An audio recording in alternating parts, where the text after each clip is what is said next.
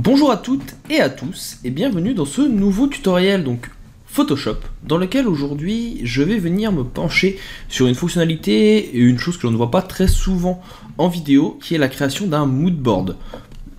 Pourquoi j'attaque ce sujet?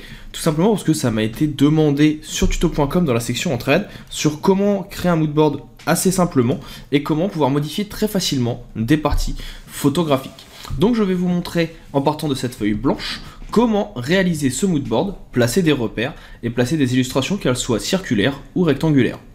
Nous allons voir un certain nombre de choses telles que les objets dynamiques, les repères, les contours, les formes, etc. etc. Si jamais vous avez des questions au cours de la formation, n'hésitez pas à m'en faire part, je tâcherai bien sûr de vous aider au mieux. Les sections commentaires, entraide et FAQ étant là pour ça. Je vous dis à tout de suite pour visionner ce tutoriel et je vous en souhaite donc un bon visionnage, désolé pour la répétition.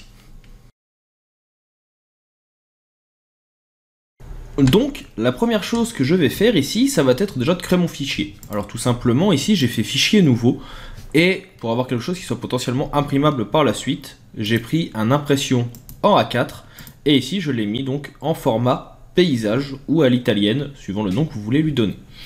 On se retrouve donc avec cet élément. La première chose que je vais faire avant même de venir créer les colonnes et les différentes sections, ça va être de venir placer des repères. Donc là, je vais commencer par prendre par exemple une forme grise ou marron, qui sera ma couleur de fond, et avec mon outil rectangle, je vais venir placer les différents éléments qui vont m'intéresser. Par exemple, je sais que je vais vouloir avoir ici une première image, donc je vais venir la placer ici. Je vais prendre la taille qui m'intéresse. On va venir ensuite tracer une autre forme, donc je reprends mon outil, et je sais, par exemple, qu'en bas, je vais vouloir avoir des blocs. Donc je vais venir en faire un premier. Je vais, donc là vous voyez qu'il est sélectionné, appuyer sur la touche Alt et je vais déplacer pour en faire un second, etc. etc. Je vais le dupliquer avec un CTRL J environ 3 fois. De cette façon, vous voyez que j'ai mes différents éléments ici qui apparaissent. Rectangle 2, etc. Je les sélectionne tous en me mettant sur le plus bas et je vais appuyer sur Shift. De cette façon, je vais pouvoir tous les sélectionner et en haut avec les outils d'alignement, je vais demander, donc là vous voyez qu'il y en a plusieurs, qu'ils soient tous à égale distance. Donc là ça me fait une ligne complète. Pourquoi je fais une ligne complète? Tout simplement parce que après, comme vous allez le voir, ça va me permettre, ici dans un premier temps, de voir des endroits de superposition avec la taille que j'ai fait, que j'utiliserai moi pour placer mes repères et mes séparations. Pour cela, je vais faire ici un CTRL R qui va me permettre de faire apparaître le menu qui est en haut.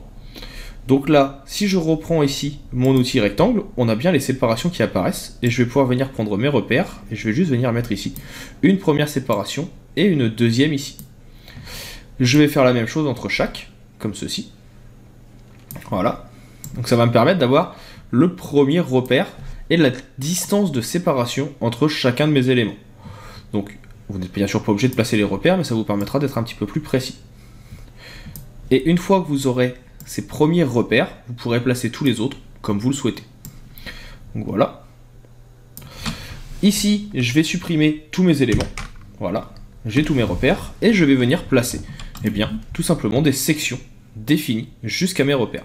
Si vous voyez qu'ici, vous n'avez pas le magnétisme, c'est-à-dire que vous allez beaucoup trop loin, par exemple, dans la sélection. N'oubliez pas de venir dans Affichage et Magnétisme. De cette façon, quand vous allez venir tracer un élément, automatiquement, il bloquera ici à votre premier repère.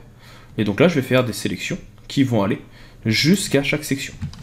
Encore une fois, si vous voulez gagner du temps, vous pouvez réduire la taille et dupliquer en appuyant sur la touche Alt. Et de cette façon, vous pourrez définir exactement la taille que vous souhaitez. Alors certains seront peut-être plus grands que d'autres, c'est pas grave, ça dépendra bien sûr de ce que vous voulez. Mais ici, donc le premier sera plus grand, les autres seront normalement plus petits. Voilà, et le dernier sera un petit peu plus grand. Je vais tous les sélectionner, encore une fois, cette fois on sait qu'ils sont au bon endroit, et je vais juste venir ici donc demander à ce que tout soit donc aligné sur le même pixel. Pour cela, vous devez chercher celui avec la ligne du bas, qui est ici. Et du coup, ils sont tous alignés sur le même pixel bas. Une fois que cela est fait, moi je vais faire un petit repère que je vais placer au-dessus, et je vais venir prendre la dimension ici entre mes deux repères. Plusieurs possibilités pour le faire. Moi, je vais tout simplement ici venir prendre mon outil qui s'appelle l'outil règle. Et avec cet outil règle, je vais juste tracer une ligne. Vous pouvez venir zoomer si vous voulez, avec votre molette ou un CTRL+. Et ici, vous voyez, je fais juste un repère entre les deux. Et à cet endroit, avec ce repère que je viens de créer, je vais venir dans Information, et je vois qu'il y a donc 61 pixels de large. Donc ça va être la dimension entre mes deux repères. Et bien ce que je vais faire ici, ça va tout simplement être, pourquoi pas, un petit carré de sélection. Je vais me mettre en mode taille fixe, je vais demander à ce qu'il fasse 61 sur 61. Voilà. Et de cette façon, là je vais venir placer mon autre carré au-dessus, et je vais pouvoir venir placer un repère. Donc je sais maintenant que je vais devoir en mettre un également donc ici, voilà, à cet endroit. Pourquoi? Tout simplement parce que je veux bien qu'il y ait toujours mes 60 de chaque côté, et la même chose ici. Et donc vous voyez que de cette façon, vous allez pouvoir commencer à venir placer la continuité de vos éléments. Donc là je reprends mon marron, et je vais pouvoir venir par exemple tracer une ligne un petit peu plus grande. Alors j'extrapole, hein, je fais uniquement des grands formats pour pas y passer des heures. Après c'est à vous de définir la taille exacte de ce que vous voulez. Là je viens reprendre mon autre élément, mon même élément plutôt. Voilà, je place un repère en haut et un repère en dessous. Je vais venir ensuite tracer encore une fois différents éléments. Donc là je vais en faire un qui ira d'un côté, je vais en faire un double. Ici je peux très bien en avoir un qui sera carré et qui ira jusqu'à l'autre bout. Ici j'aurai peut-être juste une longueur. Alors c'est là que vous voyez que j'ai fait une petite erreur. J'ai oublié de mettre un repère en bas. Voilà. Et donc là je disais je vais en faire un ici. Un comme ceci. Et là je peux très bien en avoir un qui sera un tout petit peu plus long. Donc là ça va être pour des formats uniquement carrés. Si je fais un CTRL H, j'ai mon moodboard qui est visible. Ce que j'aimerais par contre, c'est que par exemple, il y en ait un qui soit circulaire. Donc ici, je vais faire un CTRL H. La première chose que je vais faire ici, c'est reprendre mon outil de sélection. Je vais cliquer sur le CTRL D pour désélectionner. Et je vais sélectionner tous mes éléments du bas. 3, 4. En restant appuyé sur Shift et CTRL, je vais pouvoir tous les sélectionner. Et en faisant un CTRL G ici, eh bien, je vais pouvoir les grouper. Ça me permettra de les retrouver plus facilement. Et ce groupe, je vais l'appeler groupe bas. Ici, le carré, je peux le laisser dans un coin, il est tout seul en bas, vous pouvez le renommer au besoin. Pareil pour celui-ci, et les autres, vous pouvez autant les renommer que vous le souhaitez. Par contre, ce que j'aimerais ici, c'est avoir un cercle, au milieu. Eh bien, pour le réaliser, je vais prendre ici soit mon outil circulaire qui est là, soit au contraire l'outil ellipse, qui est ici. Je vais venir me placer au milieu, et je vais faire, en appuyant sur Shift et Alt, un cercle. Vous allez avoir un cercle de couleur marron, normal. Et ce que je vais venir ajouter ici, c'est un contour blanc à mon cercle, et je vais lui demander ici d'avoir un contour de 61. Et automatiquement, il aura la même taille que le reste. Et si je fais un CTRL H ici, vous voyez que je vais avoir donc l'option qui apparaît. Comme je suis en dessous du carré qui est en bas, l'effet circulaire ne se met pas en place. Je vais juste venir replacer donc mon cercle ici. Et j'ai l'espacement qui apparaît avec les bonnes dimensions. Et l'avantage, c'est que ce cercle, je vais pouvoir le déplacer où je veux. Je vais pouvoir également venir l'agrandir en faisant par exemple un CTRL T. Donc je vais pouvoir l'agrandir automatiquement et il s'agrandira tout en gardant ses 61 pixels de large. En tout cas pour le contour. Donc là je vais venir le remettre ici, comme il m'intéresse. Ce qui va être intéressant maintenant, c'est de pouvoir venir changer les photos à l'intérieur de votre élément. Et bien pour ça, c'est relativement simple.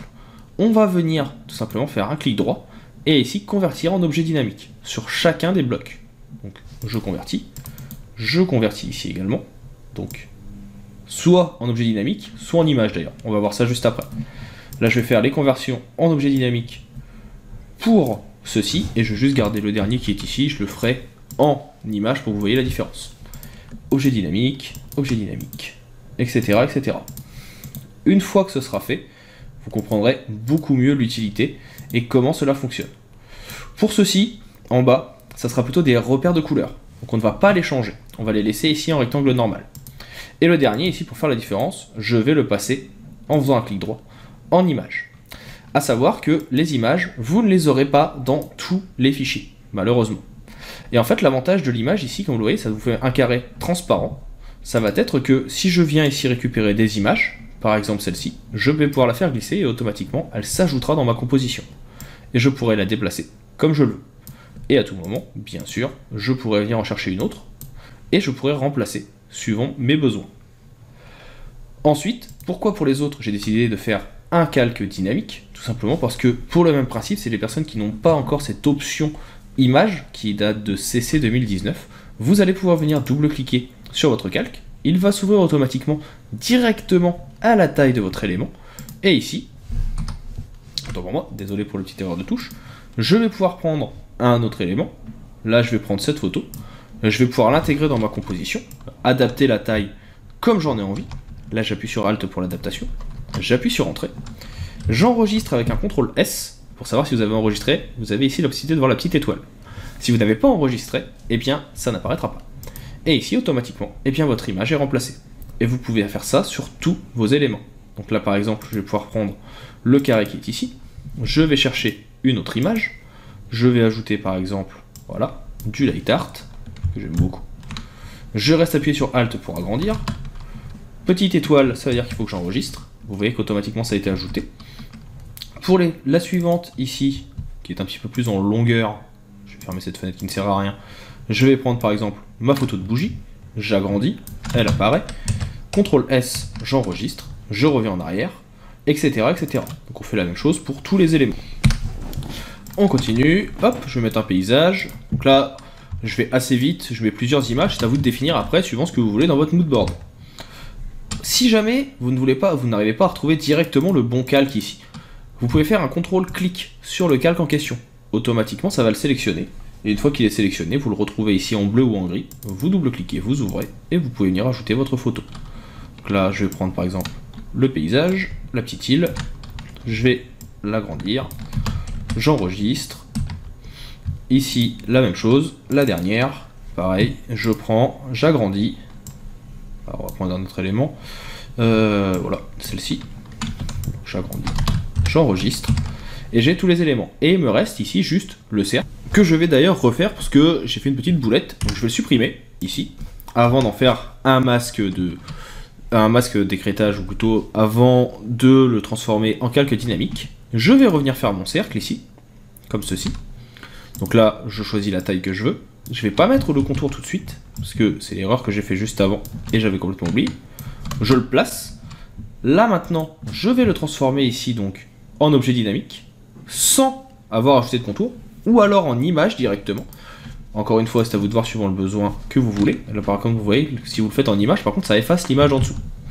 Donc, clic droit, convertir en objet dynamique. Et là, je vais venir faire un clic droit, option de fusion. Et dans option de fusion, je vais venir déclarer que j'ajoute ici, donc vous voyez dans toutes les options, si ça vous intéresse, on pourra faire une vidéo dédiée, un contour qui sera en extérieur et qui sera, comme on a dit tout à l'heure, de 61. Et encore une fois, on va le mettre en blanc. De cette façon, ça me permet d'avoir plus d'informations sur mon image. Et là, maintenant, je peux double-cliquer. Mon cercle est là. On a déjà vu à quoi il ressemble.